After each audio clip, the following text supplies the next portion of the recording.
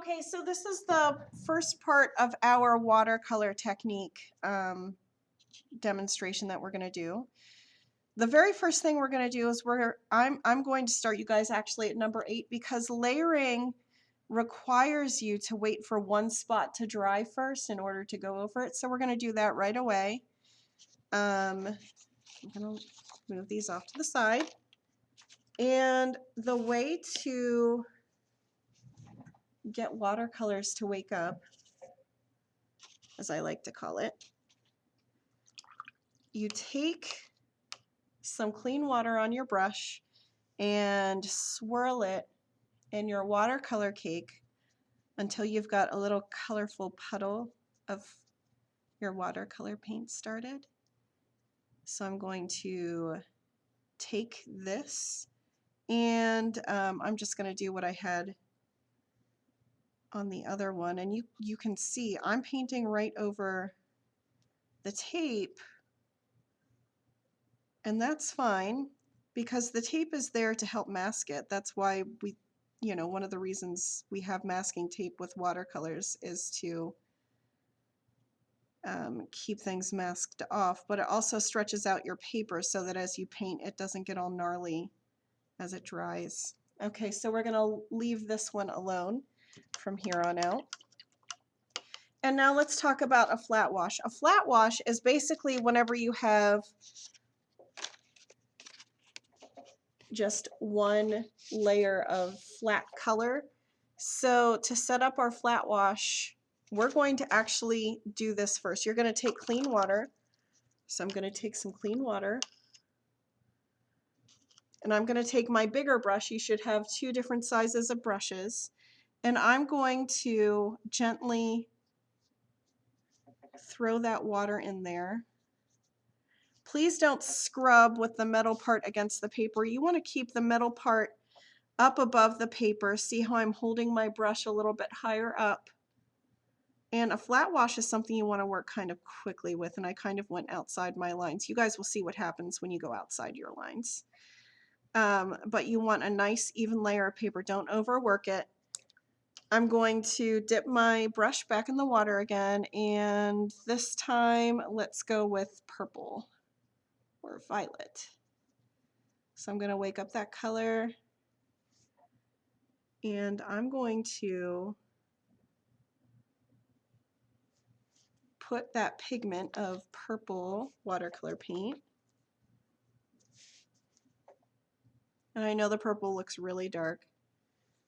All right, so I'm trying to get this in as evenly as I can. Again, keeping my brush above the paper, not scrubbing the metal part. All right, now remember, don't leave your brushes in the water. Okay, now I'm going to show you why we have watercolors taped to a board. And that is because you want to be able to tip your watercolors around and rotate what's going on, because the paper buckles a little bit, like it gets ripply in the process of getting wet. So, all right, I'm gonna move the paint around just a little bit more. And then I'm going to tap it. I have some stuff dripping off, that's fine. I'll just get it with a paper towel. So then you just kind of, there we go. It's a little better. All right, so by moving your board around, you can control where the pigment goes, and it, by tapping in the opposite direction, you can get the paint to go into places that it wasn't going to before. So that's how you would do the setup for a flat wash. You always wet the surface first, which is what we're going to do with number 2, the graduated wash. So again, and this is why we have these open lines in between. I don't want this causing a background. You guys should have seen that in the introduction to watercolors, mistakes to avoid. So we want an open space between our watercolor samplers so that we're not having back runs into each other. All right, so this time I'm going to work with the color blue, and I'm just waking it up over here on my palette. And I'm just going to do one straight line across the top.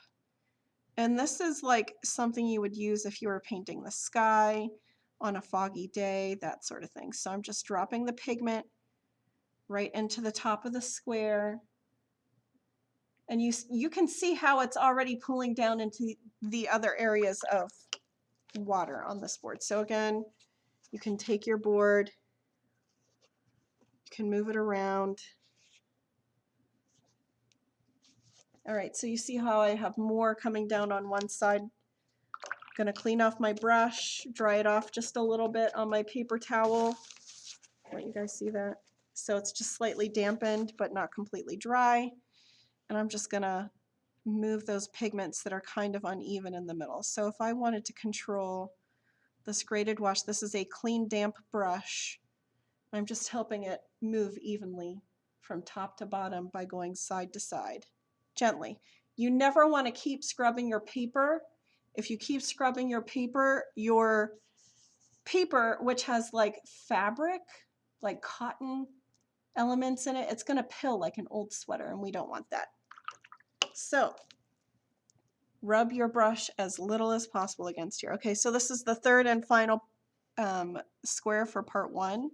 Again, I'm taking just clean water and I'm preparing my surface again with just plain water. And wet into wet is when you cause, it's kind of like the backgrounds, but you do it on purpose. Just like in the mistakes video, it's not a problem if you plan for it. So I'm just going to drop a couple of areas, and you can create some really cool, foggy, magical effects with this.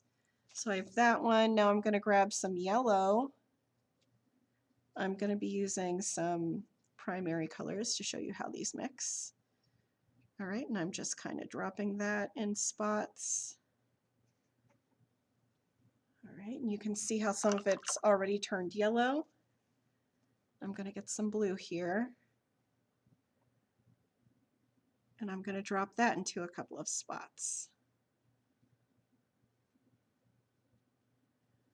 And you can see how that created a really cool tie-dye effect. So I'm going to leave that alone. I like how it turned out. And we're going to stop here and then move along to the next spot, which is my personal favorite spot, the salt rubbing alcohol and cling wrap. So make sure you get these out of your little packs that I got for you. If you have this at home, that's fine too. This is just regular rubbing alcohol, some regular iodized salt, and then I put masking tape on either side of this cling wrap because it can get lost very easily in a plastic bag. I don't normally do this, so this will be an interesting experiment to see how this works. So get those 3 items for your next part of this video.